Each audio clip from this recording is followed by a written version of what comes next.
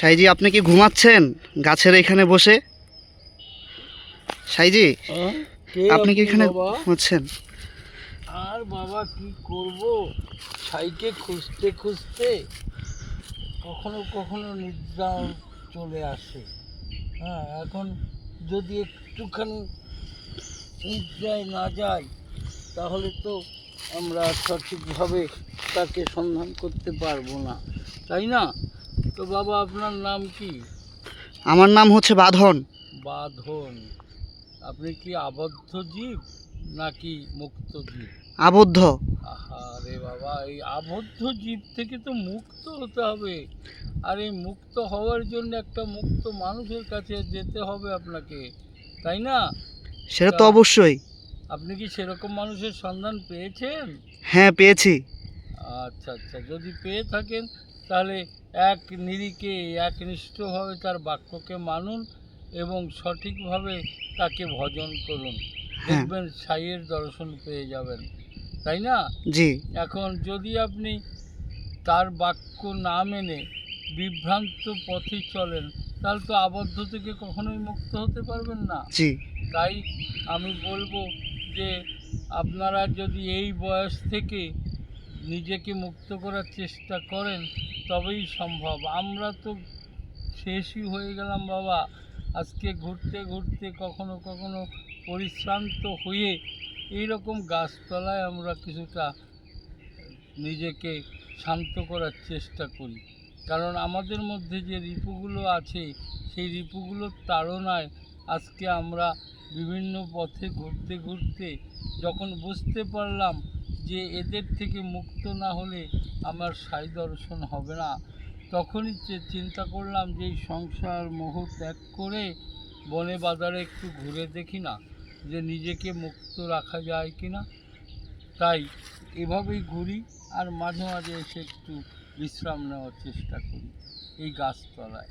গাছতলাটা আসলে মুক্ত জায়গা, এখানে কেউ এসে হানা দেয় না, এখানে মুক্ত অবস্থায় থাকা যায়, তাই আমরা ভালোবাসি এই গাছতলাকে।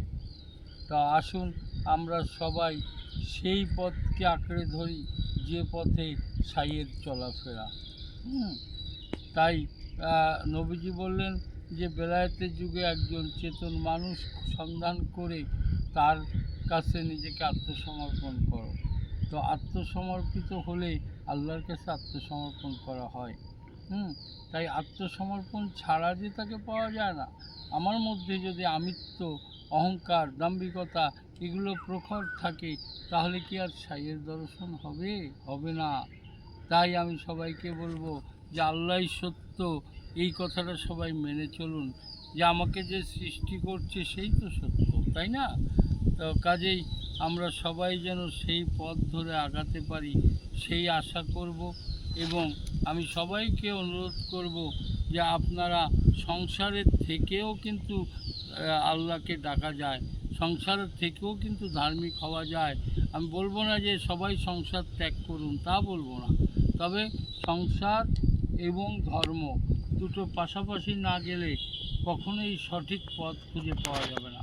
আর তাই আমি বলেছি আগে কর্ম পরে ধর্ম, যে কর্ম ছাড়া ধর্ম চলবে না। কারণ আমি যদি কর্ম না থাকে আমার সংসার কিভাবে চালাবো?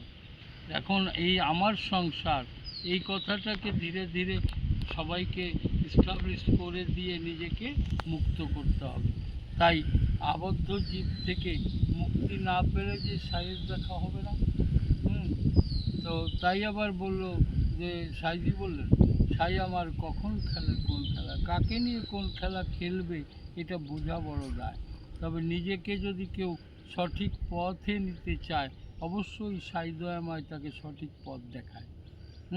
আর তখনই সে ঘুরতে ঘুরতে একজন চেতন মানুষের সন্ধান পাবে, আর সেই চেতন মানুষের সন্ধান পেলেই সে নিজেকে চৈতন্য বোধে উদ্বুদ্ধ করবে।